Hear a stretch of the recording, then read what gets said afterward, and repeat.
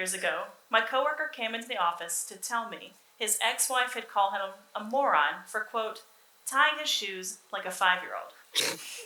He said he looked it up and she was right. I asked the obvious question, but how does a 5-year-old tie his shoes? We found a video on YouTube that showed someone's grandma teaching a class full of kindergartners how to tie their shoes. And it was in that moment that I realized that my colleague's ex-wife would think I too was a moron. It was also at that moment that I remembered how embarrassing my own YouTube search history is. That brings me to today's topic, side quest. Stay curious. How staying curious keeps the world from becoming a script we have already read. I would categorize my search history into 3 tiers: normal, rabbit hole, and feral. In my YouTube search history, I have how to wash a cat in a sink. Normal, because Hades, my cat, had dumped flour all over himself. I also have Appalachian Crawler's Real Video. Rabbit hole, because a cryptid podcast I listened to mentioned it. Lastly, I also have why are there intact shoes on the ocean floor near the Titanic? Feral, because a Reddit commenter mentioned it has given them permanent nightmares. It will come as no surprise to anyone that knows me, but I was the annoying kid that asked a lot of why questions. I was an even more annoying teenager that asked my teachers a lot of, why are we doing this?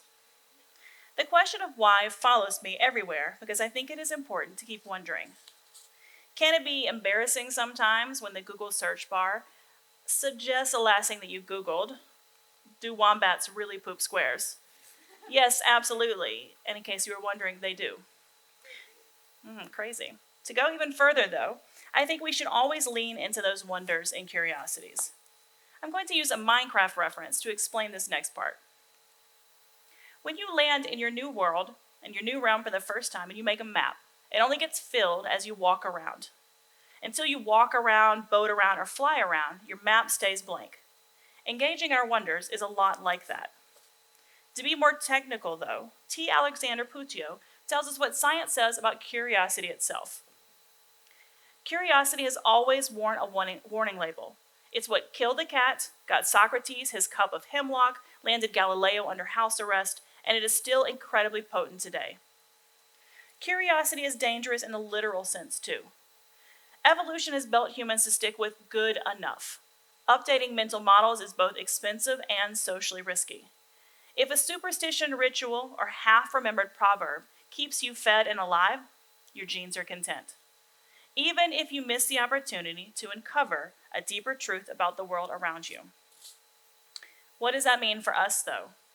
I want to give you 3 types of wonders that I think are important to the shaping of our metaphorical mind map.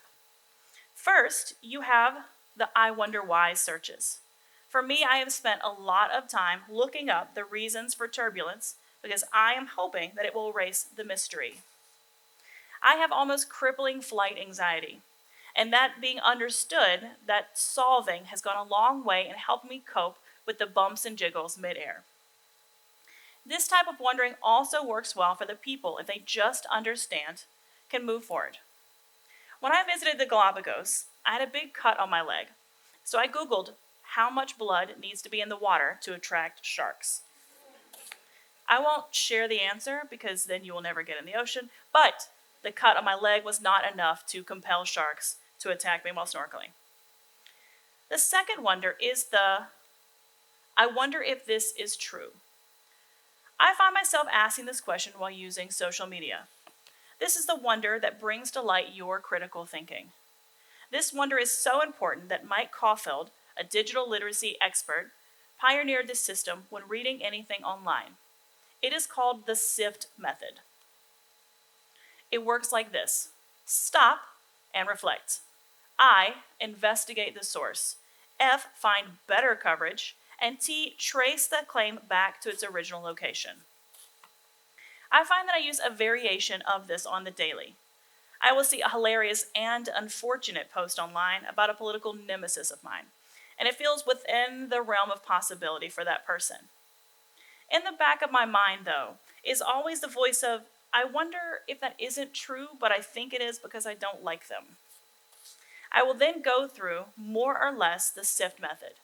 Unlike the will sharks attack me wonder, this one makes sure that the map I am building of the world around me is correct.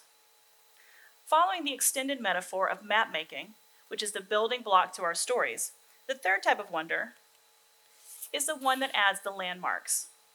This wonder is the I wonder what that idea, word, or reference means. And I use this easily 20 times a day. Keeping yourself honest with your social media perusal is important, but I think this type of wonder is the one that adds so much depth and detail to our lives. Despite what my students may think, I do not know every word on earth, and I find myself often on my Kindle clicking the dictionary button. Half the time it just takes me to the back to the glossary, but sometimes I do learn the new meaning of something. I also have students to keep me wondering. Every year, a student asks me a question that I've never thought before in my life. So I will say, I don't know. Let me look it up. For example, in Antigone, what happens to Ismene? I have taught that play for over a decade, and never once have I ever considered that she just drops off the face of the earth. I had a student that asked me that question a couple of years ago, and now it is all I think of for the last 100 lines of the play. I still wonder what happened to Ismene. To be even more dorky, I have a Google Keep file that is roughly titled Things from Podcasts to Look Up. And half the time, it is just, what does this look like? What do the birdhouses of Istanbul look like? What does the boiling river in the Amazon look like? What does the chilling gorilla sign look like? More often than not, these wonders turn into full-on searches. I had one podcast that mentioned the poisoners of Italy, so I read a book titled City of Light, City of Poison, Murder, Magic, and the First Police Chief of Paris. I would also say that I would never have picked it up if I had not wondered why all of the people being arrested in the 1600s for poisoning were women. The fun thing about wonder is that it comes with a level up option, that is curiosity. The best way to explain this curiosity is to look at it through our storyteller lens and to think of it as both side quests and adventures. Both of these help build your stories, but they also help level up your characters. Going back to what Dr. Puccio mentioned, the level up can be also a long-term concept. It can make you better on a purely neurological level. The benefits of staying curious remain stubbornly documented as well. Lifespan studies show that older adults who remain intellectually adventurous maintain better cognitive functioning and enjoy a lower dementia risk than their less curious peers. Now, official research articles are not called Why Side Quests Matter, but they are more or less on a similar wavelength. Jennifer Fisher, MMSc, PAC, in her article about maintaining cognitive fitness as you age, says that just as physical exercise strengthens muscles, mental challenges help keep the brain sharp.